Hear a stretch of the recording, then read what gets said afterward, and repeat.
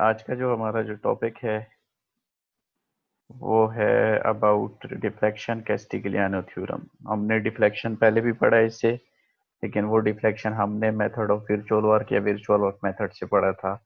आज वही डिफ्लेक्शन का टॉपिक है, लेकिन जो है मेथड चेंज है, जो कि कैस्टिग्लियानो थ्योरम है। अब ये कैस्टिग्लियानो थ्योरम क्या है? कैस्टिग्लियानो थ्योरम से हम जो है ट्रसेस बीम फ्रेम, वहां पे भी हमने ट्रसेस बीम्स और फ्रेम्स की थी, यहाँ पे भी हम ट्रसेस बीम्स एंड फ्रेम्स करेंगे। ये लेक्चर का कंटेंट है आज का। कैस्टिग्लियानो थ्योरम में सबसे पहले energy method derived by Italian engineer Alberto Castigliano इन 1879। तो ये एक इटालियन इंजीनियर था, एल्बर्टो कैस्टिग्लियानो। उसने ये मेथड अप्रूव किया था, ये थ्योरम दिया था, तो उसी के नाम पे ये थ्योरम हमारे पास यहाँ पे है। Allows the computation of a deflection at any point in a structure. इस थ्योरम के मुताबिक जो है आप किसी भी पॉइंट पे, किसी स्ट्रक्चर में किसी भी पॉइंट पे डिफ्लेक्शन फाइंड कर सकते हैं। अब ये स्टेटमेंट है उसके दो थ्योरम है, Castigliano first theorem and Castigliano second theorem.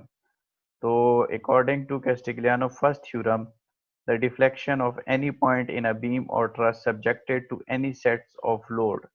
ठीक है, कि डिफ्लेक्शन किसी भी पॉइंट पे, किसी बीम या ट्रस में subjected to any sets of load, यानी किसी किस्म का वहां पे आपका लोड लगा हो किसी भी बीम पे या ट्रस पे, is equal to the first partial derivative of strain energy. ठीक है, तो वो आपका वो जो डिफ्लेक्शन है वो इक्वल होगा first partial derivative of strain energy. Partial derivative आपको आपका पता है कि जिसके विद रिस्पेक्ट आप डेरिवेशन करते हैं सिर्फ उसी को डेरिवेट कर सकते हैं, क्योंकि ये पार्शियल डेरिवेशन है with respect to a load at the point acting in the direction of deflection। और उससे आप इसको partial derivative with respect to that load करेंगे, जिस पॉइंट पे आपको डिफ्लेक्शन रिक्वायर्ड है वहां पे जो आप पॉइंट लगाएंगे, या अगर आपको रोटेशन रिक्वायर्ड है तो वहां पे जो आप मूवमेंट लगाएंगे, तो उसके विद रिस्पेक्ट जो है आप इसको, इसकी जो स्ट्रेन एनर्जी है इसको पार्शियली डिफरेंशिएट करेंगे। अब स्ट्रेन एनर्जी जो है वो हमने ऑलरेडी स्ट्रेन एनर्जी का लेक्चर पढ़ चुके हैं वर्चुअल वर्क मेथड से पहले, जो उसकी थ्योरी थी वहां पे हम स्ट्रेन एनर्जी पढ़ चुके हैं। तो वही स्ट्रेन एनर्जी वहां पे हमने बेंडिंग के लिए भी पढ़ी थी, वहां पे हमने बेंडिंग के लिए भी पढ़ी थी, एक्सियल फोर्स के लिए भी पढ़ी थी। ठीक है, ये दो यहाँ पे यूज होंगी, एक्सियल फोर्स के लिए भी यूज होंगी और बेंडिंग के लिए, ये दोनों हम वहाँ पढ़ चुके हैं कि स्ट्रेन एनर्जी आपके पास क्या होगी। तो ये यहाँ पे अगर आप मैथमेटिकली देखें तो ये डिफ्लेक्शन जो है ये आपका इक्वल है partial derivative of strain energy you. Strain energy को हम यू से डिनोट करते हैं, और विद रिस्पेक्ट टू क्या कर रहे हैं, लोड। ये वो वाला लोड है जिस पॉइंट पे आपको डिफ्लेक्शन रिक्वायर्ड हो, वहां पे जो आपके पास लोड हो, तो उसके अगेंस्ट हम क्या करते हैं, इसको डिफरेंशिएट करते हैं। ये मेथड अगर आप देखें तो सेम तकरीबन वर्चुअल वर्क मेथड की तरह ही है, लेकिन थोड़ा सा उससे डिफरेंट है। वहां पे थोड़ी कैलकुलेशंस ज्यादा थी, यहाँ पे थोड़ी सी कैलकुलेशंस कम हो गई है। वहां पे आपका दो स्ट्रक्चर्स बनते थे, एक रियल लोड्स के अगेंस्ट बनता था, एक वर्चुअल डायग्राम होती थी वर्चुअल लोड्स के अगेंस्ट। तो यहाँ पे एक ही डायग्राम होगी, दो आपके पास उस तरह की दो डायग्राम्स नहीं होंगी। फिर Castigliano second theorem, this theorem is also termed as theorem of least work, theorem of minimum strain energy. ठीक है, इसको थ्योरम ऑफ लीस्ट वर्क और theorem of minimum strain energy भी कहते हैं। ये सेकंड थ्योरम, ये सेकंड थ्योरम, इसकी यहाँ पे सिर्फ आपको डेफिनेशन दी गई है। क्यों? क्योंकि ये बेसिकली डील करता है स्टैटिकली इनडिटर्मिनेट स्ट्रक्चर्स से। तो असल में कैस्टिग्लियानो थ्योरम का जो है यहाँ पे थोड़ा सा कॉन्सेप्ट देना था, तो इसलिए इसका सेकंड थ्योरम भी बता दिया। लेकिन ये जो इसका सेकंड थ्योरम है ये यूज होगा आपका टॉस 2 में, जो कि इनडिटर्मिनेट स्ट्रक्चर से डील करता है। इसकी स्टेटमेंट क्या है कि it states the redundant reaction component of a statically indeterminate structure are such as to make the total strain energy stored up a minimum।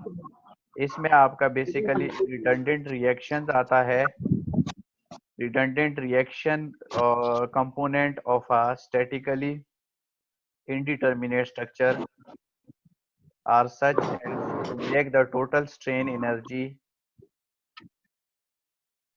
तो रिडंडेंट रिएक्शन क्या होता है ये आप टॉस 2 में पढ़ेंगे, लेकिन यहाँ से आपको थोड़ा सा समझा दूं। रिडंडेंट रिएक्शन जो है ये आपके पास बेसिकली, अगर आपका स्टैटिकली इंडिटरमिनेट स्ट्रक्चर है तो उसका मतलब ये है कि लाजमी बात है उसमें आपके पास एक्स्ट्रा रिएक्शंस होंगे, एक्स्ट्रा सपोर्ट्स होंगी। तो वो जो आपके पास एक्स्ट्रा रिएक्शंस या एक्स्ट्रा सपोर्ट्स हैं उसको हम एज अ रिडंडेंट रिएक्शन ले लेते हैं, जो कि आप आगे टॉस 2 में पढ़ेंगे। तो ये आपके बेसिकली जो है इसकी थ्योरम, दोनों थ्योरम थे, method of least work, first theorem यानी एंड सेकंड थ्योरम। अब हमें डिफ्लेक्शंस में हमारे पास क्या चीज़ आती हैं, डिस्प्लेसमेंट्स आती हैं, वर्टिकल हॉरिजॉन्टल हो गई, और स्लोप्स आती हैं। तो डिस्प्लेसमेंट्स के लिए सबसे पहले अगर हमारा एक्सियल लोड हो, ठीक है, एक्सियल लोड का केस हो, तो उस केस में हमारे पास क्या होगा, हमारे पास जो डेल्टा पी आई, ठीक है, यानी हमारे पास जो डिफ्लेक्शन होगी, डिस्प्लेसमेंट होगी, वो partial derivative of strain energy. Axial load के लिए अगर आप, जो एक्सियल लोड हमने स्ट्रेन एनर्जी की थ्योरेटिकल पार्ट अगर आप देखें तो वहां पे अगर आप एक्सियल लोड के लिए स्ट्रेन एनर्जी देखें तो आपके पास ये वाला फार्मूला आ रहा था, n square divided by 2 AE into d x integral. तो इसका हमने क्या करना है, पार्शियल डेरिवेटिव लेना है with respect to that load, जिसको यहाँ पे पी का नाम दिया गया है, ठीक है। तो इसको जब पार्शियली डिफरेंशिएट करेंगे तो ये आपके पास आ जाएगा partial N by partial P N divided by A E. ये क्यों, क्योंकि जब आप इसको पार्शियली डिफरेंशिएट करेंगे तो ये आपके पास क्या हो जाएगा, 2n हो जाएगा, और partial n divided by partial p हो जाएगा। लेकिन वो 2 जो है नीचे इस 2 के साथ कैंसिल आउट हो जाएगा, तो n divided by A E into partial N by partial p, और ये वो आपके पास सेम वही चीज है। फिर अगर आपके पास बेंडिंग का केस हो, तो उस केस में अगर आपके पास डिस्प्लेसमेंट फाइंड करनी है, बेंडिंग का केस आपके पास बीम में होता है, ये एक्सियल लोड का केस आपके पास ट्रस के केस में होता है। तो बेंडिंग के केस में अगर आपके पास आ जाए तो उसमें क्या है कि बेंडिंग के लिए हमारे पास जो स्ट्रेन एनर्जी थी वो थी m square divided by 2 EI into d x. तो इसको जब हम पार्शियली डिफ्रेंशिएट करेंगे with respect to that load, तो ये हमारे पास हो जाएगा 2m divided by 2 EI into partial m by partial p I. जब इसको आप डिफ्रेंशिएट करेंगे तो पावर में 2 है, तो ये आपके पास 2m पावर 2 माइनस 1 यानी 1, तो 2m आ जाएगा। लेकिन वो 2 और नीचे या 2 कैंसिल आउट हो जाएंगे, तो आपके पास m ओवर ई आई रह जाएगा, और साथ में partial m by partial p आई। फिर इसी तरह अगर शेयर का केस है, तो शेयर के केस में हमारे पास जो स्ट्रेन एनर्जी आती है वो k v square divided by 2 GA। इसको पार्शियली डिफरेंशिएट करेंगे तो आपके पास ये रिलेशन बनेगी। बेसिकली यहाँ पे आपका मेन जो है वो आपके पास एक्सियल लोड और ये बेंडिंग जो है ये यूज होंगे। अब यहाँ पे हमारे पास जो डेल्टा है ये हमारे पास है external displacement of truss beam और फ्रेम, ठीक है। जो आपको रिक्वायर्ड डिस्प्लेसमेंट है, जो कोई आपके पास क्वेश्चन होगा कि आप किसी भी यानी पॉइंट पे आप डिफ्लेक्शन या डिस्प्लेसमेंट फाइंड करके दें, तो ये डेल्टा जो है ये डेल्टा डिनोट करता है external displacement of truss beam और फ्रेम। पी जो है आपके पास external force applied to the truss beam और frame in the direction of displacement. अब ये जो पी है आपके पास, ये आपके पास एक्सटर्नल फोर्स अप्लाइड है ट्रस बीम या फ्रेम पे in the direction of delta. अब इसका और मेथड ऑफ वर्चुअल वर्क का डिफरेंस जो है बेसिकली वो ये है कि इस केस में वहां पे आप क्या करते थे कि आप लगाते थे यूनिट लोड, ठीक है। यहाँ पे आपका लगता है यूनिट लोड नहीं लगता, यहाँ पे आपका लगता है पी। आप यूनिट लोड की जगह यहाँ पे एक जनरल फोर्स या जनरल लोड जो है पी लगा देते हैं। तो ये आपके पास external force applied to the truss beam और frame in the direction of delta. वहां पे क्या होता था कि in the direction of delta, जिस पॉइंट पे आपको डिस्प्लेसमेंट रिक्वायर्ड हो, जिस डायरेक्शन में रिक्वायर्ड हो, अगर वर्टिकली रिक्वायर्ड है, हॉरिजेंटली रिक्वायर्ड है, जिस डायरेक्शन में भी रिक्वायर्ड है और जिस पॉइंट पे रिक्वायर्ड है, वहां पे आप क्या करते थे, यूनिट लोड लगाते थे। यहाँ पे आप क्या करेंगे कि यूनिट लोड नहीं, एक जर्नल पी लोड लगाएंगे। N is internal axial force in the member caused by both the force P and the load. तो ये आपके पास इंटरनल एक्सियल फोर्सेस हैं, जो कि आपके पास एक्सियल लोड की केस में यानी जो मेंबर फोर्सेस हैं।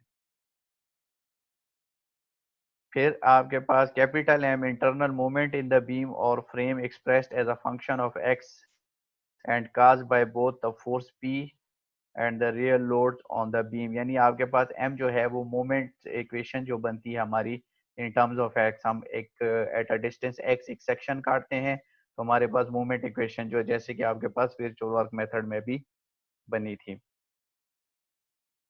वी आपके पास internal movement in the beam और frame caused by both force P and the real load on the beam. ये तो शेयर का केस है, इसको हम इसमें डील ही नहीं करेंगे। फिर स्लोप के केस में अगर आए तो स्लोप को हम थीटा से डिनोट करते हैं।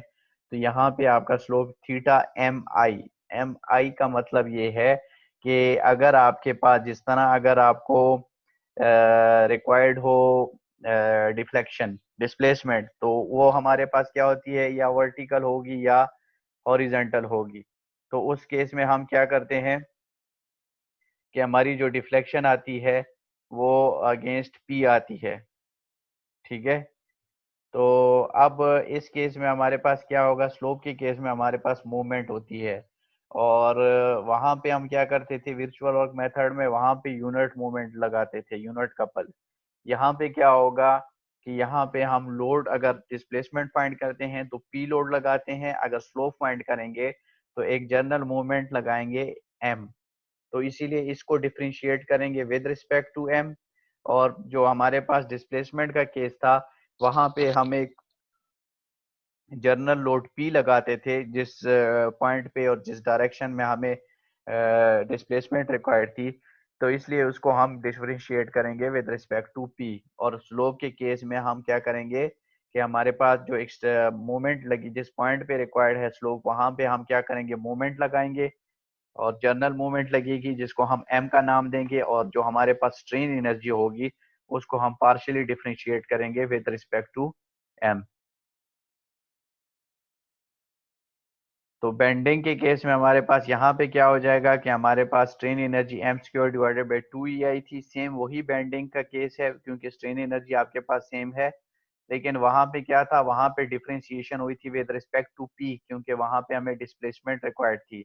और डिस्प्लेसमेंट के लिए हम, मैंने पहले भी कहा कि हम जिस पॉइंट पे हमें डिस्प्लेसमेंट रिक्वायर्ड है वहां पे हम लोड लगा लेते हैं पी, क्योंकि डिस्प्लेसमेंट हमारे पास वर्टिकल या हॉरिजेंटल होती है। अब स्लोप के केस में हमारे पास क्या होगा, मूवमेंट होगा। तो जस्ट डिफरेंस ये है कि वहां पे हमारे पास डिफरेंशिएशन हुई थी विद रिस्पेक्ट टू पी और यहाँ पे हमारे पास डिफरेंशिएशन हो रही है विद रिस्पेक्ट टू एम। यहाँ पे ये थीटा आपके पास external slope of the beam और फ्रेम है, M I external movement applied to the beam और frame in the direction of theta, और m जो है internal movement in the beam frame expressed as a function of x cause by both. ये आपके पास वही movement equation है capital M। अच्छा, इसके बाद आते हैं ये ट्रस के केस पे। तो ये पीछे जो था ये आपके पास थ्योरेटिकल पार्ट था, ये जो है थोड़ा सा ये थ्योरेटिकल, खैर अभी न्यूमेरिकल स्टार्ट नहीं हुआ लेकिन उसको थोड़ा सा न्यूमेरिकली देखते हैं। लेट्स सपोज अगर ये आपके पास एक ट्रस है और पॉइंट बी पे हमें क्या रिक्वायर्ड है, वर्टिकल डिस्प्लेसमेंट। तो इस केस में क्या करेंगे कि हम पॉइंट बी पे एक लोड लगा लेंगे पी।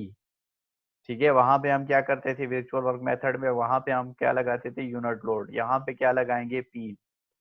तो जब पी लगेगा तो इसके अगेंस्ट हमारे पास मेंबर फोर्सेज आ जाएंगी, सबसे पहले सपोर्ट रिएक्शंस और फिर आपके पास member forces by using method of joints.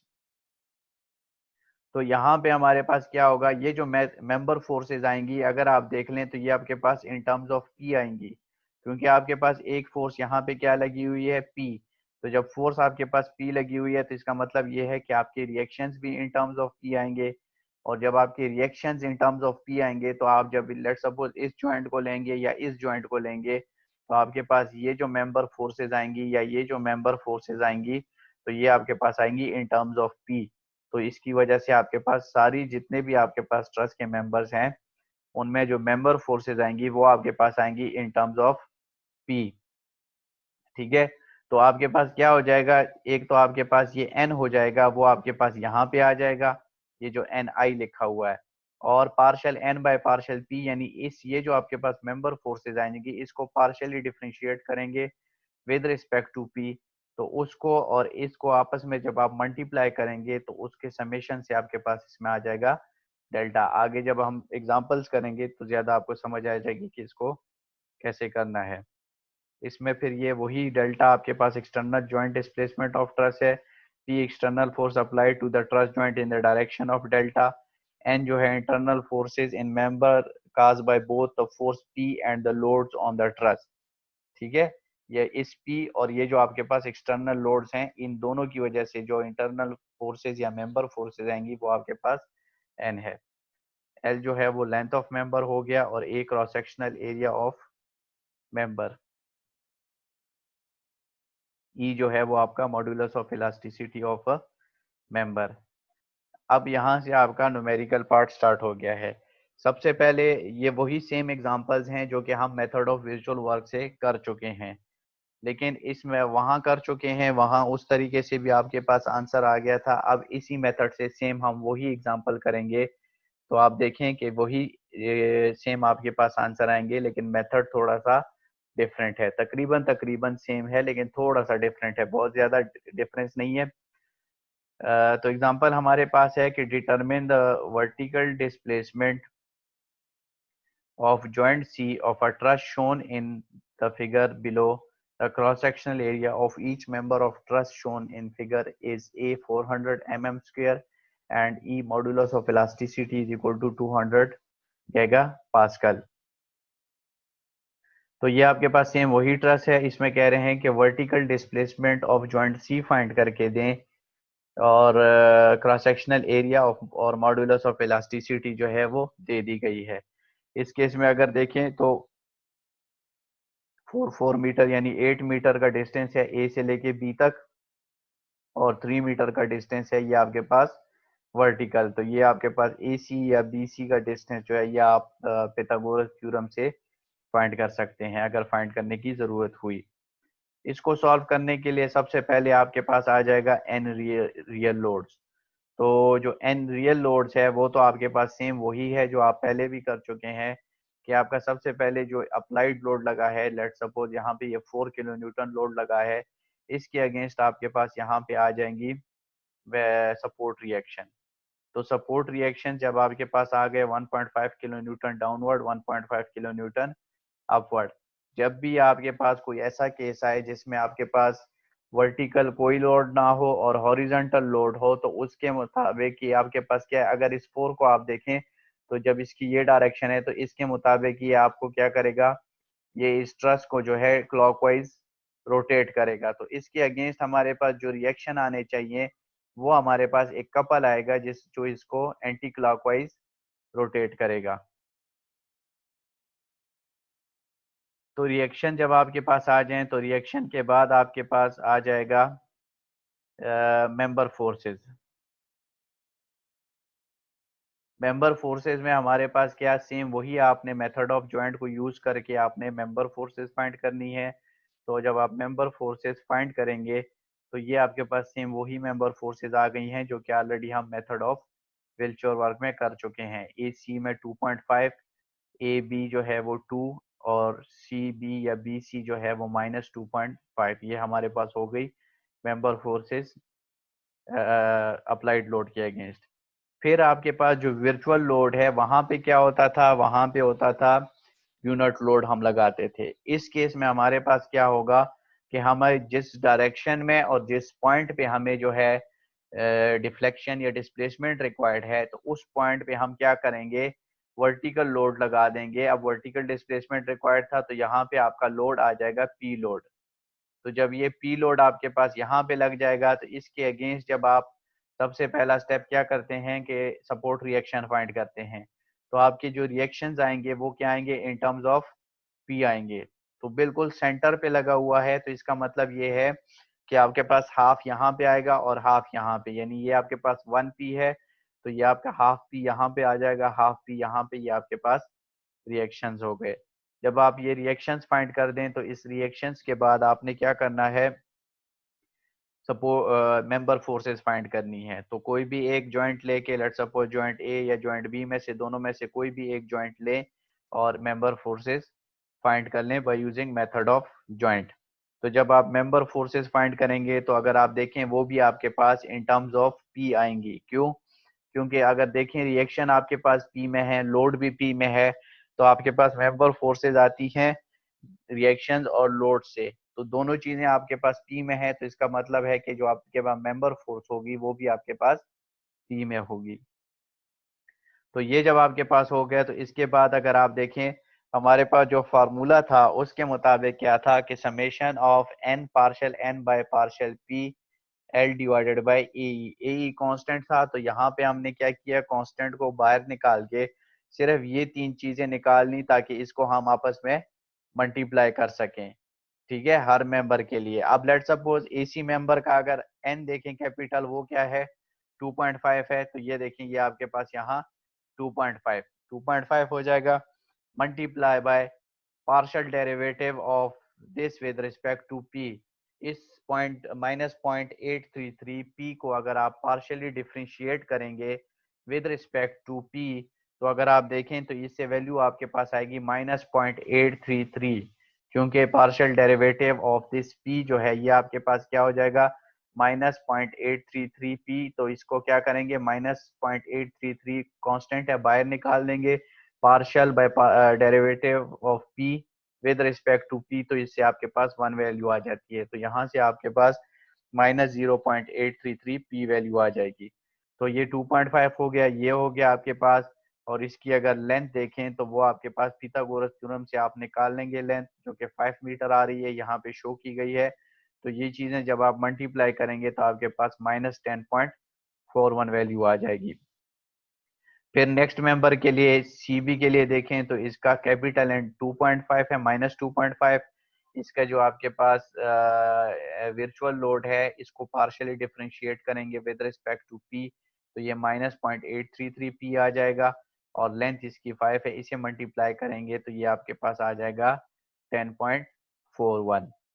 फिर आपके पास ये जो मेंबर है मेंबर ए बी, इसे अगर आप देखें तो इसका जो रियल लोड कैपिटल एन है वो है 2, और यहाँ पे अगर आप देखें तो ये 0.667 पी है। इसको जब आप पार्शियली डिफरेंशिएट करेंगे विद रिस्पेक्ट टू पी तो ये 0.667 हो जाएगा।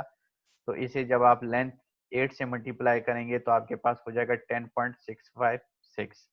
तो ये आपके पास ये चीज़ आ गई। तो आपने सिंपल क्या करना है कि समेशन है फार्मूले में, अगर आप देखें डेल्टा सी वी यानी सी पॉइंट पे वर्टिकल डिस्प्लेसमेंट हमारे पास क्या होगी, summation of N partial N by partial P L divided by A ई।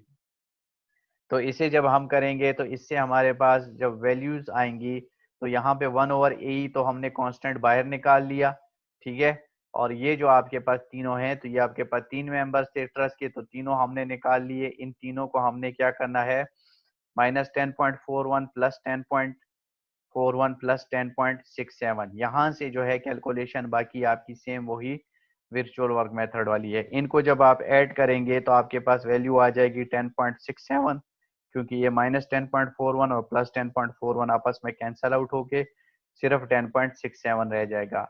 और आपके पास रह जाएगा ए, तो ए से जब आप इसको डिवाइड करेंगे तो ए की वैल्यू आपके पास है 410⁻⁻⁶, और ई की वैल्यू आपके पास है 200 गीगा पास्कल। तो ये आपके पास हो जाएगा। इसे जब आप डिवाइड करेंगे तो वैल्यू आपके पास आ जाएगी डेल्टा सी वी 0.133 और ये आपके पास पॉजिटिव आंसर आया। इसका मतलब ये है कि ये आपके पास डाउनवर्ड डिस्प्लेसमेंट होगी। नेक्स्ट जो हमारी एग्जांपल है वो example 826, determine the vertical displacement of joint C of the steel truss shown. The cross-sectional area of each member is A is equal to 400 mm square, E is equal to 200 gigapascal. तो ये आपकी next example है। तो ये जो आपके पास example है सेम वही एग्जांपल है जो हम वर्चुअल वर्क मेथड से ऑलरेडी कर चुके हैं।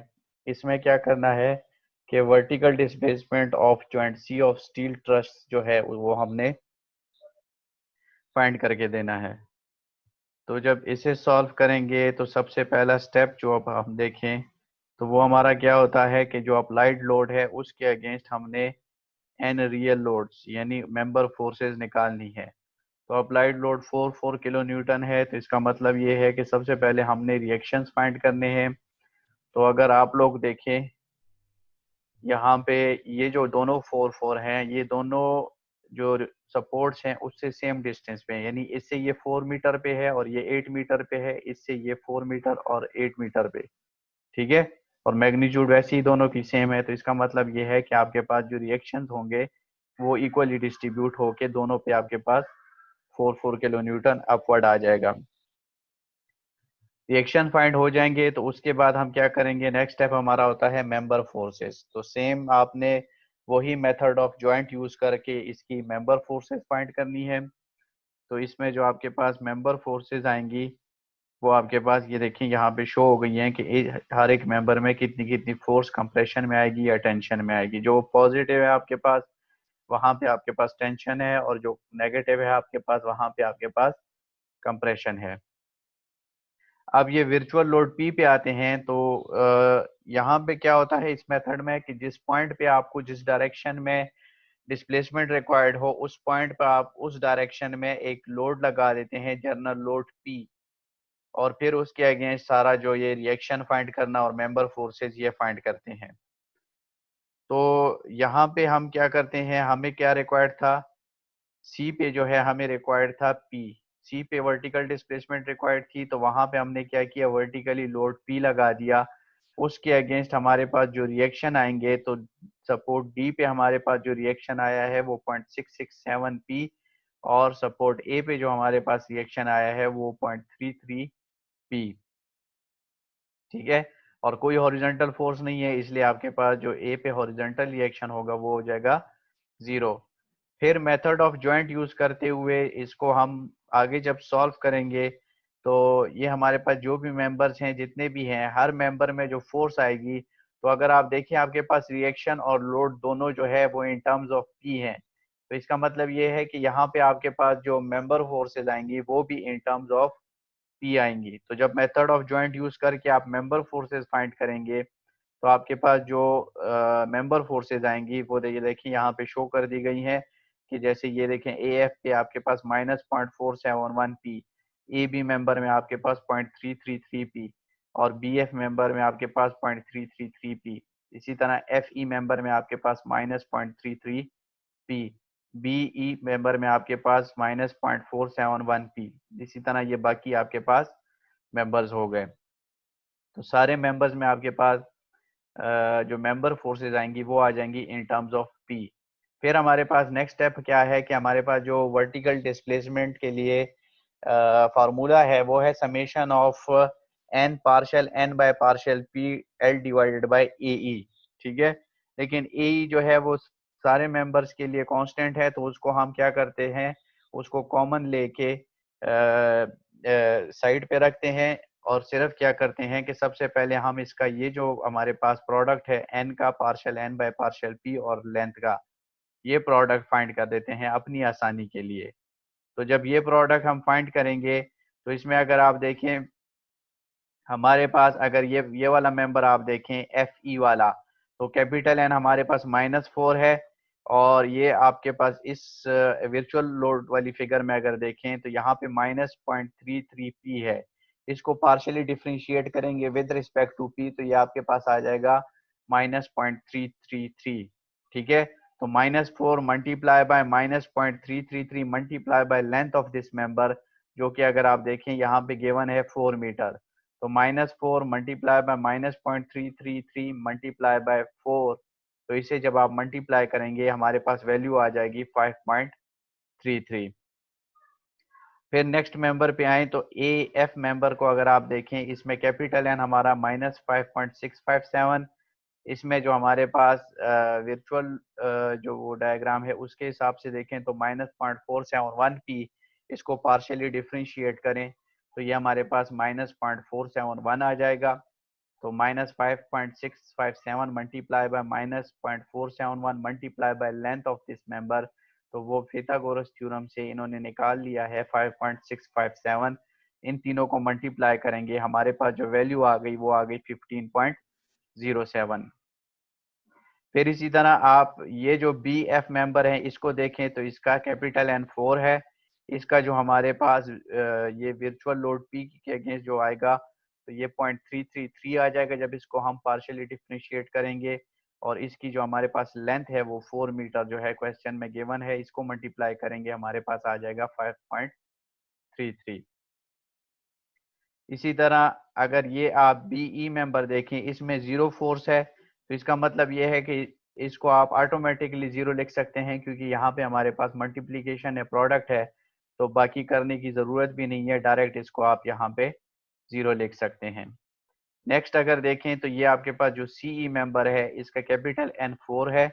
इसका अगर आप वर्चुअल लोड देखें तो ये आपके पास 1p है, तो इसका पार्शियल डेरिवेटिव लेंगे तो 1 आ जाएगा। तो 4 multiply by 1 multiply by distance जो है वो भी इसका 4 है, तो इसे मल्टीप्लाई करेंगे आपके पास आंसर आ जाएगा 16। तो 4 मल्टीप्लाई बाय 1 मल्टीप्लाई बाय 4 आपके पास वैल्यू आ जाएगी 16। नेक्स्ट जो है आप ये ईडी मेंबर देखें तो ये -5.657। इसका अगर आप वर्चुअल लोड देखें तो ये -9.43। इसका पार्शियल डेरिवेटिव लेंगे with respect to load this load, ये जो हमने पी लगाया होता है, तो ये आपका आ जाएगा -9.943। इसको हम मल्टीप्लाई करेंगे -5.657 मल्टीप्लाई बाय दिस डिस्टेंस, तो ये आपके पास लेंथ ऑफ दिस मेंबर जो है वो 5.657 है। तो यहाँ से हमारे पास जो वैल्यू आएगी वो आ जाएगी 30.18। इसके बाद अगर आप देखें तो ये जो नीचे आपके पास मेंबर है ए बी 4, इसका कैपिटल एन है, 0.333 जो है इसका आ जाएगा पार्शियल डेरिवेटिव जब लेंगे विद रिस्पेक्ट टू पी, और इसकी लेंथ भी 4 है, तो इससे हमारे पास वैल्यू आ जाएगी 5.33। फिर जो हमारे पास बी सी मेंबर है इसको अगर आप देखें तो 4 इसका जो है कैपिटल एन है, 0.667 इसका आ जाएगा यहाँ से जब हम पार्शियल डेरिवेटिव लेंगे, और लेंथ इसकी 4 मीटर है, तो ये आपके पास आ जाएगा 10.67। फिर इसके बाद ये जो सी डी मेंबर अगर आप देखें तो इसका ये देखें, अगर ये आपके पास कितना है, कैपिटल एन आपके पास 4 है, ठीक है। इसका जब आप पार्शियल डेरिवेटिव लेंगे विद रिस्पेक्ट टू पी तो ये 0.667 हो जाएगा, मल्टीप्लाई बाय लेंथ 4 है, तो ये भी आपके पास 10.67 वैल्यू आ जाएगी। तो ये प्रोसेस करके आपके पास जितने भी मेंबर्स हैं तो उनका ये आपके पास N partial N by partial P into length ये फाइंड हो जाएगा। तो आगे फिर सॉल्व करना ईजी हो जाएगा, क्योंकि हमारे पास फार्मूला इसके लिए है कि delta C V is equal to summation of N partial N by partial P L over A E. तो यहाँ पे n partial n by partial p into length ये हम हर मेंबर का निकाल चुके हैं, और 1 ओवर ए को हम जो है as a constant as a common बायर ले लेंगे। तो ये 1 ओवर ए बायर आ गया, यहाँ पे 15.07, ये अगर आप ए एफ मेंबर को देखें प्लस 3 इंटू 5.33। 3 इंटू 5.33 इसलिए किया गया है कि अगर आप मैं देखें तीन मेंबर्स में हमारे पास 5.33 जो है किलो न्यूटन की जो फोर्स है वो आ रही है मेंबर फोर्स, एक ए बी मेंबर में, एक बी एफ मेंबर में, एक एफ ई मेंबर में, प्लस 2 इंटू 10.67। 2 इंटू 10.67 इसलिए किया गया है क्योंकि ये बी सी मेंबर और सी डी मेंबर दोनों में हमारे पास 10.67 है, प्लस 16 आपके पास आ गया है। 16 आपके पास ये सीई मेंबर को अगर आप देखें तो इसमें ये हमारे पास 16 वैल्यू आ रही है, और 30.18 जो है वो ईडी मेंबर में आ रही है। तो इन सब का समेशन लेके डिवाइडेड बाय ए और ई की वैल्यू आपके पास क्वेश्चन में गिवन है वो पुट करेंगे, तो यहाँ से आपके पास डेल्टा सीवी की वैल्यू आ गई 1.323 mm, और पॉजिटिव आंसर आ गया, तो इसका मतलब ये है कि ये आपके पास डाउनवर्ड होगा, क्योंकि हमने जो है सपोज यही किया था कि ये हमारे पास डाउनवर्ड, जो पी की डायरेक्शन हम लेंगे सेम वही डायरेक्शन अगर पॉजिटिव आया तो वही लगेगी, अगर आपके पास नेगेटिव आया तो आपके पास ने डायरेक्शन उसकी ऑपोजिट कर देनी है। फिर नेक्स्ट आपकी एग्जांपल है 827। ये आपके पास determine the vertical displacement of joint C of the steel truss shown, the cross sectional area of member is A is equal to 400 mm square, E is equal to 200 giga pascal. तो ये जो आपके पास example है ये हम method of virtual work से भी कर चुके हैं। इसे जब हम सॉल्व करेंगे तो हमारे पास एक पहली डायग्राम आएगी, वो आएगी एन रियल लोड्स की। वो सेम आपका सेम वही है जो आप मैकेनिक्स में भी पढ़ चुके हैं, हम टॉस में भी पढ़ चुके हैं। सिंपल आपने मेथड ऑफ जॉइंट यूज करके मेंबर फोर्सेस फाइंड करनी है। सबसे पहले आपके पास सपोर्ट रिएक्शंस आएंगी, तो यहाँ पे आपके पास ये 20 किलो न्यूटन आ जाएगा, यहाँ पे 23.33 और यहाँ पे 13.33। ये तीनों जो आपके पास सपोर्ट रिएक्शंस हैं ये आप इक्विलिब्रियम इक्वेशन यूज करके फाइंड करेंगे। ये 20 तो सिंपली आपने समेशन एफ वाई लेना है, तो डाउनवर्ड यहाँ पे 20 है तो अपवर्ड यहाँ पे 20 आ जाएगा। ठीक है, फिर ये जो आपके पास 10 है, तो इस 10 की वजह से अगर आप देखें ये इसको मूव कर रहा है क्लॉकवाइज, तो यहाँ पे आपके पास कपल मूवमेंट बनेगा जो कि आपके पास एंटी क्लॉकवाइज हो। जब सपोर्ट रिएक्शंस आपके पास आ जाएं तो इसके बाद आपने क्या करना है कि मेंबर फोर्सेस फाइंड करनी है। मेंबर फोर्सेस सेम वही मेथड ऑफ जॉइंट से एक एक जॉइंट लेते जाएं और मेंबर फोर्सेस आपके पास आती जाएंगी। तो जब आप मेंबर फोर्सेस फाइंड करेंगे तो ये आपके पास यहाँ पे ये देखें हर मेंबर की मेंबर फोर्सेस आ गई हैं। फिर उसके बाद हम आते हैं एन वर्चुअल लोड पी पे। तो इसके लिए हम क्या करते हैं कि क्वेश्चन में जिस पॉइंट पे कहा गया हो और जिस डायरेक्शन में यानी वर्टिकल हॉरिजॉन्टल जिस डायरेक्शन में कहा गया हो उस डायरेक्शन में और उस पॉइंट पे आपने क्या करना है, एक जनरल लोड पी लगा देना है। तो यहाँ पे vertical displacement at joint C required था, तो इसलिए यहाँ पे हमने क्या किया, ये वर्टिकल लोड डाउनवर्ड डायरेक्शन में हमने पी लगा दिया। फिर हमने क्या करना है कि यहाँ पे ये जो आपके पास एन रियल लोड्स था सेम वही प्रोसेस करना है कि लेकिन ये आपके पास रियल लोड्स के अगेंस्ट था। ठीक है, आपकी support reaction I real load के अगेंस्ट, आपकी member forces I real load के अगेंस्ट। यहाँ पे आपका क्या हो जाएगा, आपके सपोर्ट रिएक्शंस और मेंबर फोर्सेस आएंगी इस वर्चुअल लोड के अगेंस्ट। तो P है तो आपके रिएक्शंस भी इन टर्म्स ऑफ P आएंगे। ये 1P डाउनवर्ड है तो यहाँ पे 1P अपवर्ड हो जाएगा। इसके अलावा यहाँ पे आपके पास 0.667 P डाउनवर्ड आ जाएगा और यहाँ पे 0.667 P जो है वो आपके पास अपवर्ड आ जाएगा। सपोर्ट रिएक्शन जब आपके पास आ जाए तो इसके बाद आपने एक एक जॉइंट लेके मेंबर फोर्सेस फाइंड करनी है। तो ये आपके पास मेंबर फोर्सेस आ जाएंगी, यहाँ पे ए डी में 1P आ गया, BC में 0.667P आ गया, CB में 0 आ गया, AB में आपके पास 0 आ गया। ठीक है, ये अगर आप देखें ये वो वाला केस है कि आपके पास अगर कोई जॉइंट है जिस पे सपोर्ट रिएक्शन भी ना हो और एक्सटर्नल लोडिंग भी ना हो तो ये आपके वो दोनों मेंबर्स आपके पास जीरो फोर्स मेंबर होंगे। ठीक है, ये जीरो फोर्स मेंबर भी आप यहाँ पे अप्लाई कर सकते हैं। फिर हम क्या करते हैं कि इन दोनों के कम्बिनेशन से हम निकालते हैं अपना ये जो प्रोडक्ट हमारे पास जो फाइनल समेशन का प्रोडक्ट आता है n partial N by partial p into length. तो अगर हम देखें ये डीसी मेंबर के लिए देखें तो एन हमारे पास 23.33 है और partial p partial of this with respect to p तो वो अगर देखें 0.667 वैल्यू आ जाएगी और इसकी अगर हम लेंथ देखें तो वो क्वेश्चन में गिवन है 2 मीटर। इन्हें जब मल्टीप्लाई करेंगे हमारे पास वैल्यू आ जाएगी 31.126।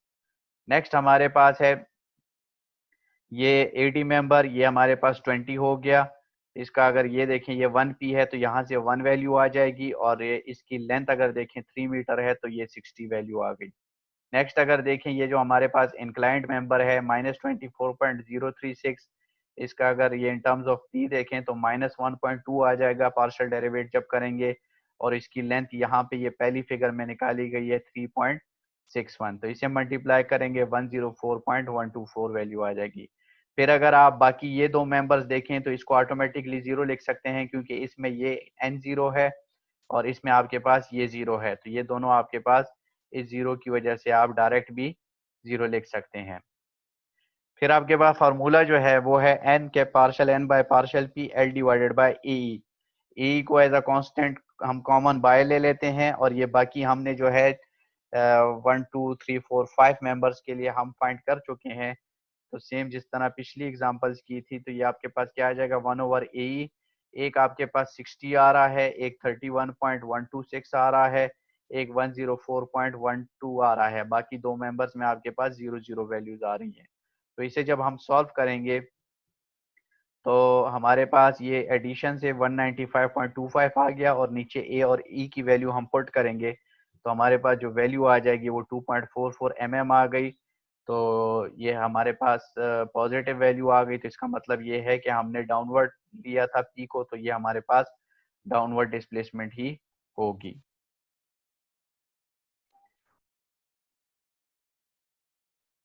अब ये तो आपका था बेसिकली ट्रस, ठीक है।